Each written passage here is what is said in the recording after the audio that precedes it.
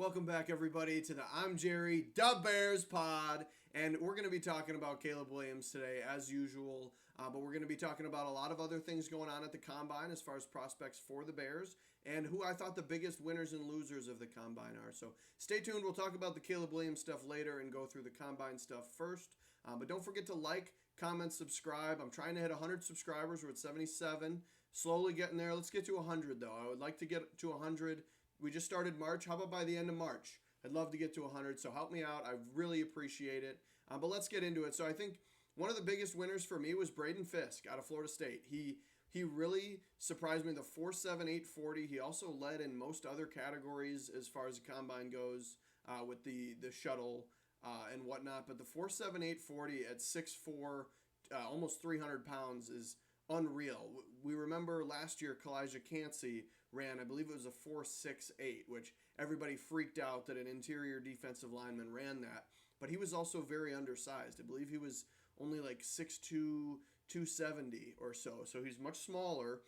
So big man Braden Fisk running that quick 40 time and kind of dominating the other categories as far as defensive tackle goes, as far as the jumps and all the drills. He really killed it. We got the famous "oh yeah" right at the end of at the run. So great day for him. Loved watching that. Next, arguably the best combine performance. Arguably, you could look either way. Would be Quinion Mitchell out of Toledo, the cornerback. Measured in at 6 foot 195. So good, pretty average size. Maybe a little bit bigger for a cornerback, especially with a lot more of these skinnier guys that are, end up having that faster 40 time. But even at 6 foot 195, he still managed to run a 4.33 40, which was second to only Nate Wiggins, who we'll talk about a little bit later. But the 1.51 split, also very fast among cornerbacks out there. 38-inch vertical was like one of the highest ones. I know we have a couple other ones we'll talk about in a little bit later. That we had one that was higher that I have on my list today. But then the 10-2 broad jump and 20 reps. So while being the second fastest 40 time for cornerbacks, he also had the highest bench press reps.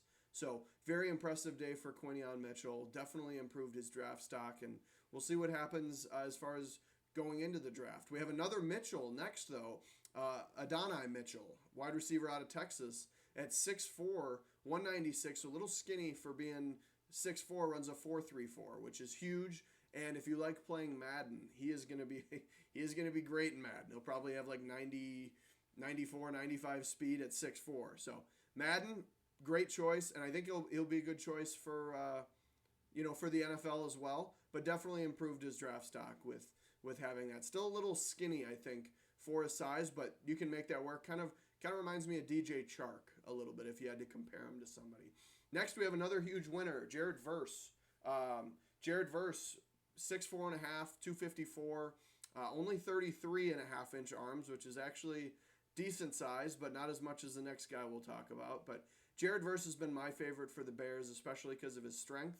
But he has the speed to pair with it, and he showed that at the combine with a 4.58 40, 35.5 inch vertical, which is still incredible. Not quite as much as the next guy, but then 10.7 broad jump and 31 reps on the bench press, which was actually the most of defensive ends and most of defensive players, except there was a D tackle that hit 34, and then there was 2 O-linemen that hit 39 and 32. So fourth overall as far as the entire group for bench press, and then first by a mile. Next most of ends was 26. So that strength, I think for me, is huge. Running a 4.58 is still very fast for a 40 time for how big he is.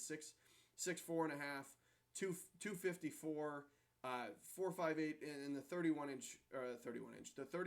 bench press is incredible to me. So still my favorite, but not far away or not much farther ahead of Dallas Turner, who also severely improved his draft stock, which I was impressed that could even happen because he was already looked at as one of the top prospects. But at 6'3", 247, I kept seeing 6'2". Everywhere that you saw it was Dallas Turner 6'2". He measures out at 6'3", so that's a good one there. Normally you go down in size at the combine with how they measure you. He goes up. 34 and 3/8 arms is insane. Reach is very important for defensive linemen too, so that ends up being huge. And at 247, he runs a 4.46 40 time, which is insane. That would have been one of the faster times of the running backs, actually. Not faster, but I think that would have been in the top half if I'm remembering correctly. And this is at 6'3", 250. Also, 40 and a half inch vertical, which we talked about Quinion Mitchell being impressive at 6 foot 195 doing a 38 inch vertical. Dallas Turner just gets a 40 and a half inch vertical. So very impressive there. Same broad jump as Jared Verse though. So similar there. The one thing that I didn't like is he didn't do the bench press. I would have been interested to see because he's definitely more of a finesse guy that has that power element, and he showed that a lot at Bama. I'm not going to try to discredit his strength. I think I liked the power that I saw from Jared Verse more, and that's kind of still why I lean towards him. But Dallas Turner made his case at the combine, so that was huge for him. Another huge one is Isaac Guerendo. Having trouble saying that name. But out of Louisville, he had a great day. 6 foot 220, 4.33 40. Very impressive. So nice to see for him. Maybe building his stock. A lot of bigger running backs in this class. I guess Blake Corum isn't necessarily tall, but he is very stocky and very big, broad and strong in that way. Not necessarily, obviously not tall, but just stout. And then Gruendo and we'll talk about in a little bit Braylon Allen, too. Just a lot of big guys there. And then arguably, another arguable biggest winner would be Xavier Worthy out of Texas. 5'11", only 165, but the 4.21 40 was kind of the whole story of the entire combine, was breaking John Ross's record and how impressive it was. And, seeing the 4.25 on the first run, then 4.22 unofficial, and then they announced it was a 4.21, and the whole place went nuts for even just the last run where he tied it and then ends up, it turns out he beat it. But huge day for him, getting new record 40 times. So another guy you'll be looking for in Madden. If you play Madden, 99 speed likely out of him. And I heard some scary things on the Pat McAfee show, like because I believe he was valued as like a third round pick, maybe fourth, and now be a lot more likely that he's second. And they were even talking about what if the Chiefs were to take him at their pick at the end of the first round, and that would just be so scary. Arguably still their biggest need at wide receiver. So getting a guy that's that fast to fill the Tyreek Hill shoes, I would not be happy about having to see somebody go there. But with him having a third round grade, it seems like it could be likely. But yeah, that was all my biggest winners that I saw. And then losers. I put Nate Wiggins didn't necessarily lose. He ran a 4.28 40, would have been the fastest 40 of the cornerbacks at 6'1". I believe he's like 175, 178, somewhere around there. But he did get hurt. He injures his hip flexor, and he had to drop all the other competitions at the combine. But he is going to be able to participate at Clemson's Pro Day, supposedly. That's what they say. So sounds like that could be good. Not necessarily a loser. Again, the 4.28 is huge for him, but more or less in there just because you get injured. Sucks. It's not really his fault. On to the actual losers. I had Audric Estime. You have to have him in there. 4.71 40 time for a running back is really not acceptable. We just talked about Dallas Turner running a 4.46 as a 6'3", 250-pound man. Same thing with Jared Verse.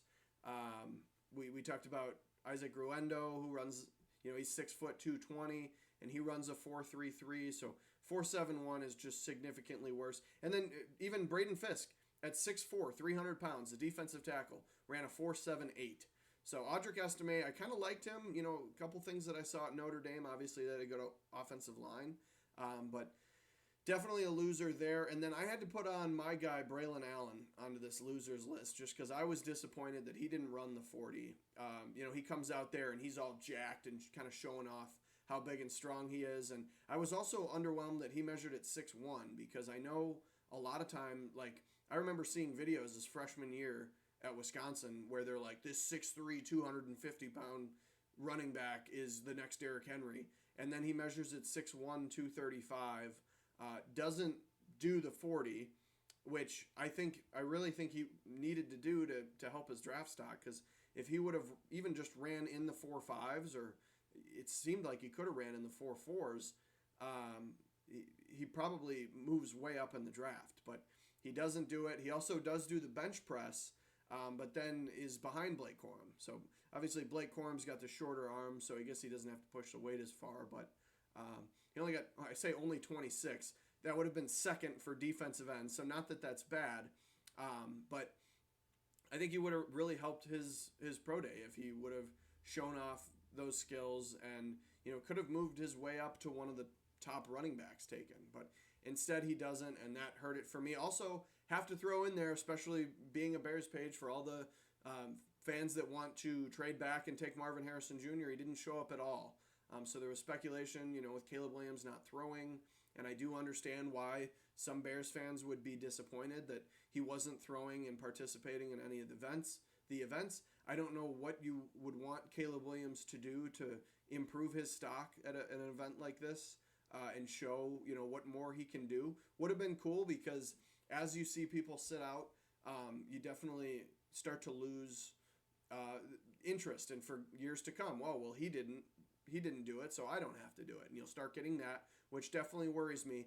But Marvin Harrison Jr. not showing up at all really stinks. Like Caleb Williams, he had everybody had the character concerns, which we'll talk about in a little bit. But he went there and he just showed up. He did interviews, press conferences, and hung out and was talking to people and improving that. And again, I don't think Marvin Harrison Jr. would have to do that either. He was always a very cool, collected, calm, just I work and I do my shit and I get done, and he's great. He's a great football player, and I don't think he would have to go. But to not show up at all, just to me, it just kind of seems lazy. And I know even his father, Marvin Harrison Sr., Hall of Famer, he was not a big fan of media and doing interviews and whatnot. But I don't know. I just would have liked him to at least show up, be there, for his guys and with his guys. But doesn't end up showing up, so I'm throwing him into the losers category. Not that that's going to hurt him. I still think he'll go top 5, and probably top 4, maybe even 3, depending on what happens. But don't like that he doesn't show up. And then let's move on to Caleb Williams. So the talk going in was that, people were worried about his character. And when they talk about his character, they would bring up the issues where, he cries after the game and he paints his nails and then gets blown out. And we've talked about these before. We've talked about the problems, and then some people will claim that he's not a leader, not a good leader. And a lot of the claims that you would see would be from just media people. They're not from people in the building, coaches, teammates, even scouts. All of them would just be media people that are, in my opinion, saying stuff to get clicks, and I don't really think it's accurate to the situation. Every time you would talk to a player of Caleb Williams, they would say great things and talk about how great of a person he is and how great he is in the locker room. Same thing with the coaches. Now, you're always going to back your guy up, but you feel like something would have gotten out if somebody really had something against him. Then he shows up to the combine, and no, he didn't do any of the testing. He's going to do the pro day, so you're still going to get to see him throw, and you're going to get the measurements, and that's all still going to happen. But you see Caleb hanging out around the press conferences, and he actually goes up and acts as a reporter for Brendan Rice's his press conference, where he's like, "Oh, what do you know about your dad?" And he's asking him about his dad, obviously Jerry Rice, and just laughing, having a good time, enjoying the experience. He also was the last person to leave the field when the combine was done. He was talking with coaches, scouts, other people there. He stayed to thank all the people helping out with the combine and everything that was going on just on the field. And he was the last one to leave.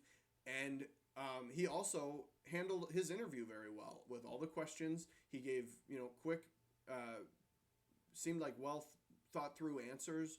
It didn't really have any problems. Any doubters, you shouldn't be a doubter anymore. I think at least in the character concern department of it. Yes, earlier on as a younger guy, he made the other claims. Like I didn't even mention he wanted a stock in the team, which we actually found out wasn't him. It was his dad, Carl Williams, that wanted that, and he didn't have any interest in the stock. That could that be an excuse that was made up? Sure, it could. I'm going to choose to believe it. The other thing, I think, if you want to look at the other side of things, as far as what Caleb did and what he did well there, if you are still a diehard Justin Fields fan that does not want to move on for him and think Caleb Williams is going to be a bust, I could understand how you could say Caleb Williams might have looked at how Anthony Richardson went through the combine process last year. And because if all the things that I just said that he did good, that was almost exactly what Anthony Richardson did. He was the last one to leave, help put away chairs and clean up and, talking to guys and socializing and thanking everybody. That was what Anthony Richardson did. Caleb Williams kind of did the same thing. Yes, he didn't participate in the drills, but if you want to look at the other side of things, maybe it was all like a ploy to try to get people to believe that wasn't going to happen. I'm not going to believe that. I'm still a Justin Fields fan, and I will be a fan of whatever team he goes to. It's just this unique scenario. If we had the third or the fourth pick, I don't know if we're having this discussion about taking Caleb Williams. I think we're probably keeping Justin Fields and talking about what we're going to do with Marvin Harrison Jr. and Dallas Turner or Jared Verse. And we'd probably be good in that situation too. I am still Team Caleb Williams, though. I think that everything that he's shown, I don't see if before, personally, my only concerns were the character concern. Like that is a very real thing to be worried about, and I understand why people had that concern. But for me, after what we saw, I'm sold. I think as far as the game goes, you could still argue that not having snaps under center could be a problem. I'd actually really like if at his pro day he did a decent amount of under center snaps to show that he knows that. And I think he always talks about how he's great at training and willing to learn to do whatever it takes to adapt to the situation and win. So I'd like to see some under center snaps at the pro day. I think that would be huge for him, as well as I think we might learn early on the time to throw issue, because that's been my biggest issue with Justin Fields, and Caleb Williams' time to throw isn't necessarily that much faster. Now, if you watched my draft breakdown video, I actually put a little bit of information about Caleb Williams' time to throw, breaking that down, and I kind of compared it.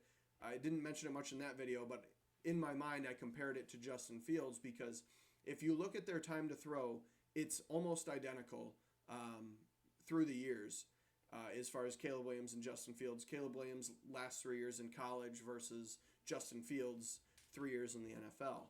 The one thing I will say about Caleb Williams is if you do his time to throw on throws in the pocket, it's actually 2.86, which would be, I believe, third or fourth of the top quarterbacks that are being looked at. There's kind of those 6 guys that everybody's looking at. Williams, May, Daniels, Nix, Penix, and JJ. Of those guys, I believe JJ McCarthy is like 2.81. You got Penix is pretty low, and as well as Bo Nix. I believe Bo Nix is like 2.4, which is actually the most, like the closest to the average NFL quarterbacks. It seems like all college quarterbacks have a little bit more time to throw, probably due to not as good of defensive linemen that they're going up against. But if you look at Caleb Williams on these, clean pocket throws, where he is just standing in the pocket, it's 2.86, which then looks a lot better than the kind of inflated. It's closer to like 3.14 or 3.16, including the extended plays where he's running and moving around everywhere. And yes, naturally, when you stay in the pocket, you're going to release the ball faster. But that is just to goes to show that he can do the quick passes, the quick methodical, little slant routes, and he can get that done while doing the deep balls and the improvisational rare ability that he has. So for me, again, I think Caleb Williams is a lock for the number one pick. I really hope it's the Bears moving forward. I mentioned, too, I didn't talk about Drake May at all. I guess I'll bring him up now. Drake May, I really liked how he did. Obviously, he didn't really participate in much at the Combine either, and neither did Jaden Daniels. Kind of underwhelming quarterback performance. We just got the great look at Sam Hartman running and looking like Jesus through the cones of the 40-yard dash. But Drake May, I thought he interviewed really well, and I was expecting that. And I think that was another thing that, yes, he is the most prototypical quarterback, and Bears fans don't want to look at him because you look at he does look like Mitch Trubisky as far as wearing 10 at North Carolina and having lower experience coming into the NFL. But I think I mentioned in another Bears video that I was open to the Bears trading back a pick, getting a haul, and getting Drake May because I thought May isn't as far behind Caleb Williams as we think. But now that I think about it and looking at reps, Drake May really still hasn't had a whole lot of reps, and I would almost be more interested if we did have a veteran quarterback that he could sit behind. Not like Andy Dalton, but if there was somehow we could get Joe Flacco, there's no reason Joe Flacco would want to come here. I believe he's just going to be with the Browns. But if we could get a guy like Joe Flacco, have Drake May sit behind him, or if there is, somebody more comparable that he could sit behind and then learn for a year, I would be more interested in that. But I've kind of leaned back into the Caleb Williams department. But again, with Drake May, he also, to me, was the best from film that I saw and breakdowns at making adjustments at the line, which is very important in the NFL. And even if he doesn't have the experience as far as passing attempts and just throws in general in college, it is still very important to be able to read the defense, make those adjustments. And I think that's another reason that I was interested in Drake May as well, because he is already good at that. And I think that's very valuable. And I would still listen to trading back a pick. I'm open for that. If you have to tell me my three choices are draft Caleb Williams, just stick and pick, or you have to trade back one pick, you're taking Drake May, but maybe you're getting another first next year. Maybe you're getting Daron Payne. Maybe you're getting a first in a couple seconds, or however that would play out. I would listen to that. And then the third option would probably be trading back to 3 with the Patriots, or maybe to 2 and then to 3, taking Marvin Harrison Jr. and sticking with Justin Fields. I think that would be my third option. I'm not opposed to Justin Fields, and I would love, it would be so storybook for the Bears to continue to get better and then in the future make some playoff runs and do well with Justin Fields. But it just seems like that is not going to be the case anymore. And with seeing how Caleb Williams is playing, that's another thing. That's what I wanted to talk about. I'm glad I just remembered in the middle of the video. The Bears have a bad past with quarterbacks, and what they'll do, with Mitch Trubisky, I believe we would have had, I believe it was John Fox was the head coach when we drafted Mitch, and then after a year, we moved on to Matt Nagy. And then Mitch wasn't his guy. It was the whole coaching staff. Mitch wasn't the guy, but now Nagy has to coach Mitch. Then Nagy was basically on his way out, and they draft Justin Fields. So they're like, here, Nagy, you get 1 year with this rookie quarterback to try to make him good. And if you look good, then great. You get to stay, and we'll re-sign you. Otherwise, you're out. And then they moved on. And then we get Eberflus and Getsy. Getsy was a horrible choice, in my opinion. His style didn't fit Justin Fields at all. His only history was that he was the quarterback coach for Aaron Rodgers. And I don't love that either. So you get Getsy and Matt Eberflus with Justin Fields, who, although is very talented, probably not the guy that they wanted. We have the opportunity this year where we've had Eberflus, the defense is bought in, and they've been all together, and they've had their, they showed in the last 6 games how well they can play. And Chicago is actually one of the best defenses in the NFL through that end of the season, statistically and just performance in general, as far as interceptions, getting sacks. So they had a great performance towards the end. And now we get a guy who's experienced in Shane Waldron, who I think his style fits. If you're going to talk Drake May, Caleb Williams, Justin Fields, I think Justin Fields, it would fit the worst.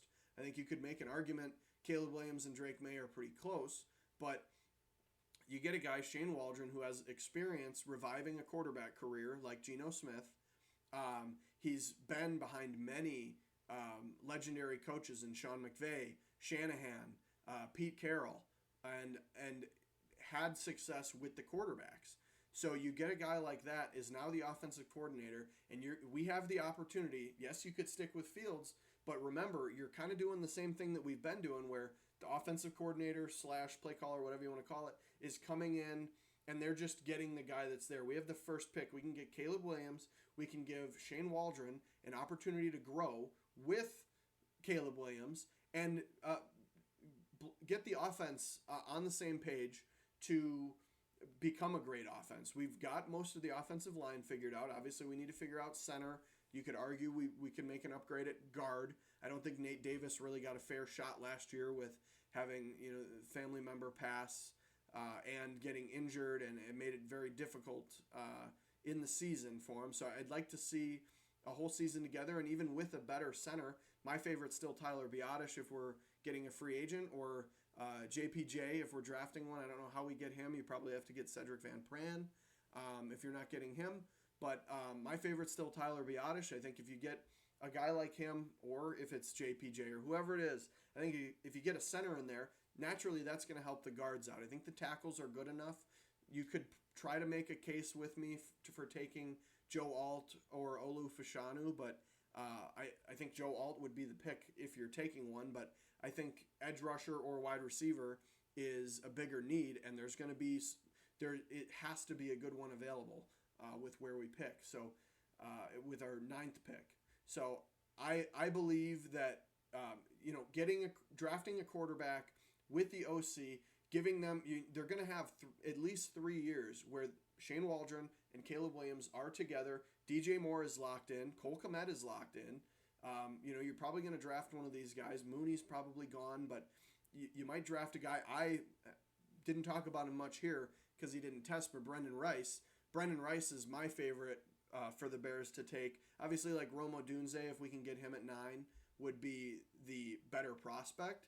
But as far as I mentioned it in the last Bears video, getting Brendan Rice, pairing him with Caleb, a guy he's familiar with, Jerry Rice's son, I feel like that would be a great option. But if you look at that moving forward, we're going to have our offensive line locked down, our tight ends locked down. We'd have a couple receivers locked down. Still need to figure out running back. Could sign any of these top guys with how much money we have. We could get Saquon, Derrick Henry, Josh Jacobs, Eckler. I don't really like Eckler, but so many options there. I think the offense would be set, in my opinion. And if Shane Waldron can do half of what he did with Geno Smith, that would make for a great season, especially if our defense can play like they did last year. So let me know what you think down below. Is Caleb Williams a lock? Excuse me. Woo! Is Caleb Williams a lock for you now? Do you think that he is got to be the Bears quarterback? Could you listen to Drake May? Is there another guy? There's some idiot commented on one of my last videos that he think J.J. McCarthy is the best. I'm guessing that was a troll. But yeah, who do you think is the best quarterback? Was there any winners or losers that I missed? And then let me know if there's any Bears-specific videos or things that you'd like me to talk about in a video. I have a couple planned for this week already, so we'll move forward with those, but I'm very open to other ideas. So if there's anything specific that you want to hear or pick my brain about, just comment down below. Subscribe. Thank you for watching, and have a great day.